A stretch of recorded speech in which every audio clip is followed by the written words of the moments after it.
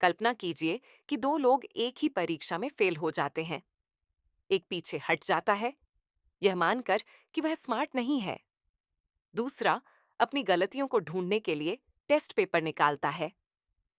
हालांकि ये केवल व्यक्तित्व के लक्षण लग सकते हैं, लेकिन रिसर्च बताती है कि यह अंतर एक खास इंटरनल लॉजिक पर निर्भर करता है। दशकों की रिसर्च के बाद स्टैनफोर्ड की साइकोलॉजिस्ट डॉक्टर कैरल ड्वेक ने पाया कि इंसान असफलताओं को दो मुख्य नजरियों से देखते हैं।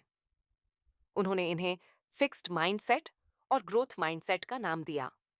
हम ग्रोथ माइंडसेट को एक बड़े कॉन्सेप्ट से हटाकर एक प्रैक्टिकल एल्गोरिदम में बदल सकते हैं।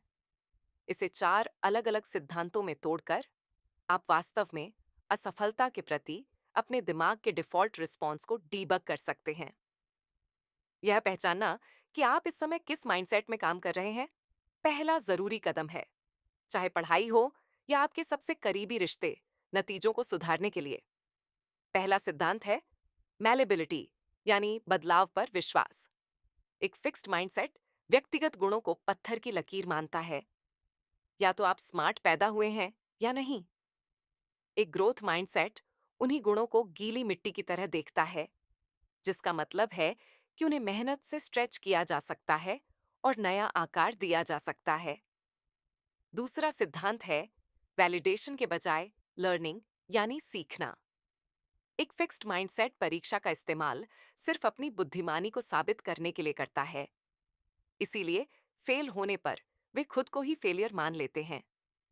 लेकिन एक ग्रोथ माइंडसेट टेस्ट का इस्तेमाल सीखने को मापने के लिए करता है, उस गिरावट को ऊपर चढ़ने वाली सीढ़ी में बदल देता है।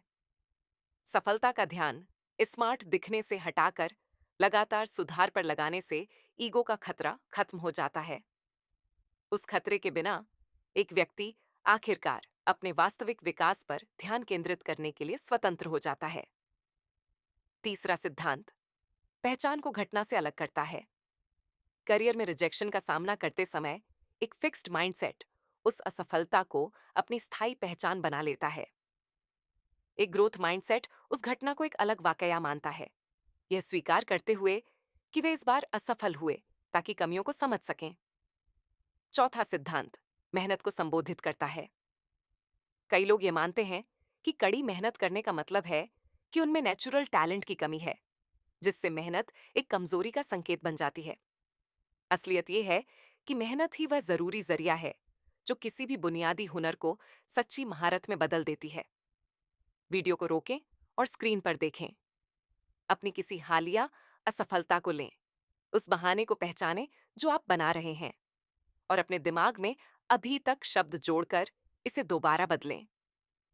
फिक्स्ड माइंडसेट से बाहर निकलने का बदलाव रातों रात नहीं होता।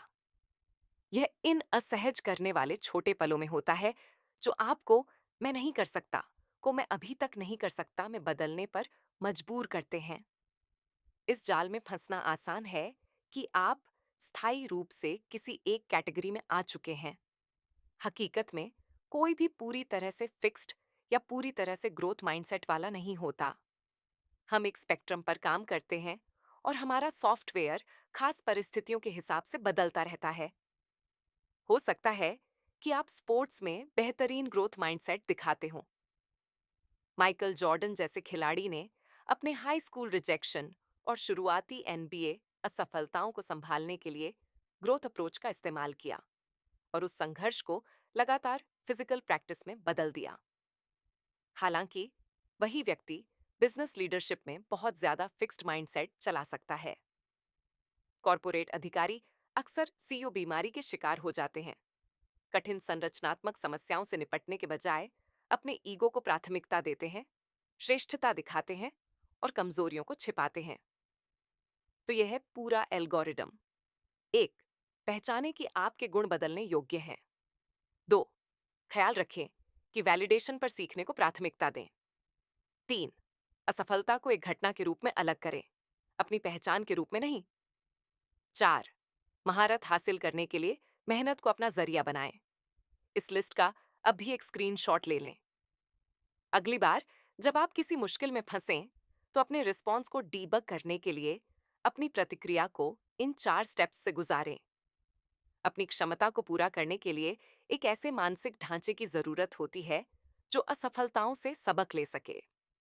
जब आप गलतियों को अपनी योग्यता पर फैसले के बजाय केवल डेटा के रूप में देखते हैं, तो आपके विकास की सीमा हमेशा के लिए बदल जाती है।